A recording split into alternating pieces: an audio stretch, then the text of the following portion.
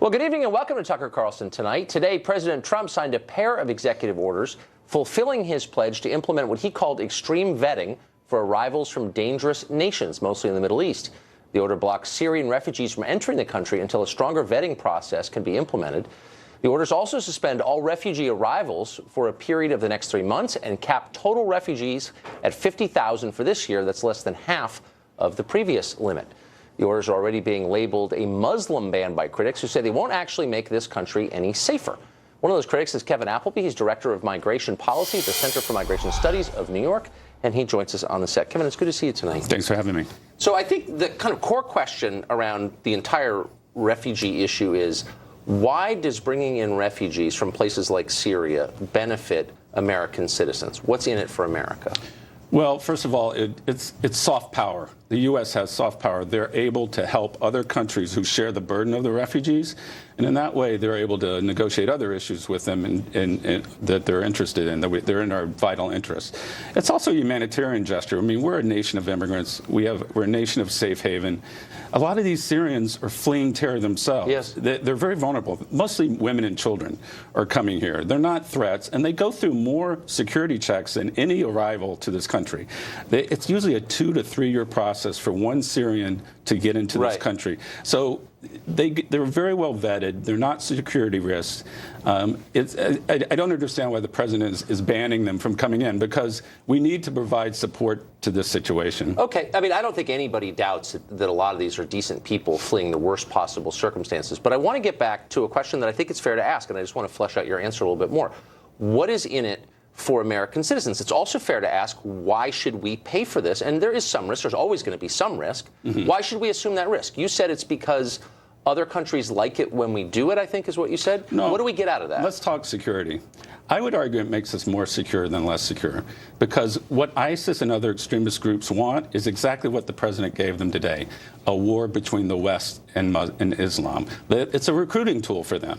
Yeah, the president's now a poster child for ISIS to recruit Muslims all over the world, including our own country, and to radicalize them. Look, the United States doesn't like you. They don't like Islam. You have to come to our cause. So now that plays into their hands, and it really makes us less safe over the long term. And if you ask any security expert, they'll say the same thing. Well, I don't think we have a security expert available to vouch for that right now, but I just want to get to the logic behind it. You're saying that now ISIS is really going to dislike us, and they're really going to say mean things about us. So unless we let in people from Syria, they're going to hate us? Don't they already hate us? It's not just about Syria. It's about all the Muslim countries that the president is banning. But don't they from. Already? I mean, their case it's looked upon as an attack on Islam, not just on Syrians. But I mean, I can say this definitively. ISIS has been making that case since its origination. I mean, since they began, and Al Qaeda before them, and various radical Muslim groups in the Middle East before them. They've always said this is a religious war and that we hate Islam. And so it sounds to me like you're blaming the United States and our policy for their distorted view of the United States. No. What I'm saying is, what's the best policy in the long term to keep us safe? And keeping Syrian refugees out of this country, who are well vetted and are very vulnerable, is not the best method, because it plays into their hands. It gives them another tool to radicalize someone here in this country. I mean, the attacks on this country have been from people that have been here and have been radicalized. This allows them to use social media, look what the president's doing here, they hate you, and it creates fear among the Muslim community. The other thing is... Wait, hold on, before you get to the other thing, let's get to the first thing. You just said something I want to respond. So you're saying that people in this, you're conceding that refugees and children of refugees in this country, because it's factually true, have already committed acts of terror against Americans. Not true. Well, the Tsarnaevs? I'm sorry? The Tsarnaev brothers? Well, they didn't technically come through the refugee program. Okay, but they were, in effect, refugees from another country brought here at public expense. They became radicalized and killed a bunch of Americans. Right, but others had been radicalized weren't refugees. I mean, many were the children of refugees, as you know. Well, I mean, in Minnesota, there have been a number of terror plots. But no, some of them were American-born, but their parents were brought here as refugees. Well, not. We can dispute the facts. No, actually, we can't. Those are the facts. No, they didn't come through the refugee program itself. But look, you're basically saying there are different ways to come that we have to let more people in, or else we'll be hated more by Islamic extremists. I think that's your point. Well, what I'm saying is, it's in our interest to resettle a certain number of refugees in order, first of all, to show global leadership, but also to have leverage over other countries so that they'll do the same thing. Otherwise, the world is chaos. And it improves our relations with those countries so that if we want something else from them, we can get it. Here's what I'm a little confused by. There's a moral component in this. And a lot of the refugees who come to this country, you said it's our duty, basically. And a lot of them are Christian organizations, and I support those organizations. But in case after case, these groups, and the Conference of Bishops, I think, is one, Lutheran Social Services is another, Christian groups who bring these refugees into America, help them resettle here, and then offload the cost on taxpayers. How is that consistent with a person's Christian duty? Why are you doing your Christian duty if you're forcing other people to pay for a good work like that? Well, it is a government-private partnership, private-public partnership with these organizations. And yes, taxpayer money pays for the resettlement of refugees. But churches contribute to this. It's not just solely paid for the taxpayer. Okay, but why wouldn't it is truly a partnership? Okay, but it's not really a partnership. It's not a voluntary partnership. I don't support it. I'm required to pay for it. So are hundreds of millions of other Americans. Well, there are a lot of things we're required to pay for. Of course, but churches say this is our duty as Christians. Yeah. If it's your duty as a Christian, why aren't you paying for it yourself? Well, a lot of people are. Really, name a Christian resettlement group that helps bring refugees in and actually absorbs the full cost. There isn't one.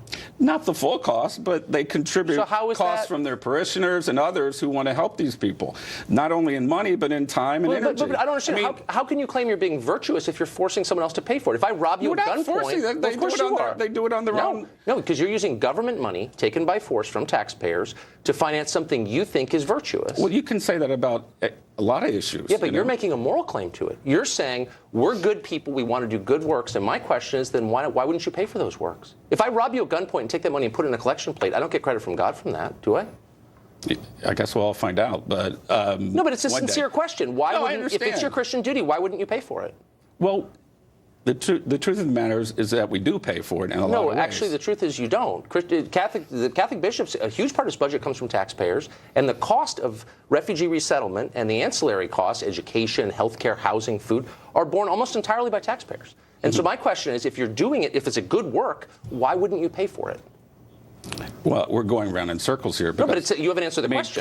Part of it is a responsibility the government has undertaken as part of our foreign policy to show humanitarian leadership to refugee situations around the world, which I think is in our foreign policy interest. And you can ask Brett Scowcroft and other experts who will say the same thing. Can you name one specific benefit the U.S. has derived from settling refugees? Specifically, not just they like us more, we show leadership, but like what specifically have we gotten out of it?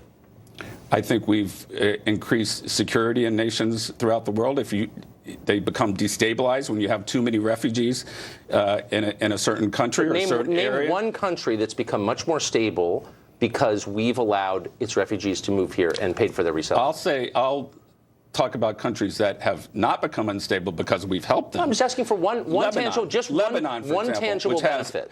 1.5 million Syrian refugees in their country, right? And we've helped them with foreign assistance to maintain those refugees so that they don't go into political downspout. Okay, but that's in the interest of the United States. Different. I'm saying how many countries can you name, or how about one, whose refugees we have taken into our borders, and it's made that country more stable and us more safe? Just name one. I would say Syria is one of them. Syria is in pretty good shape now. Turkey. We've taken a lot of Turks. We've taken Syrians from Turkey, for example. That's all part of helping Turkey keep their borders open so that people can flee and have their lives saved. Turkey seems in rough shape, but the debate continues. Well, okay. Kevin, thanks for joining us. Okay, thank you.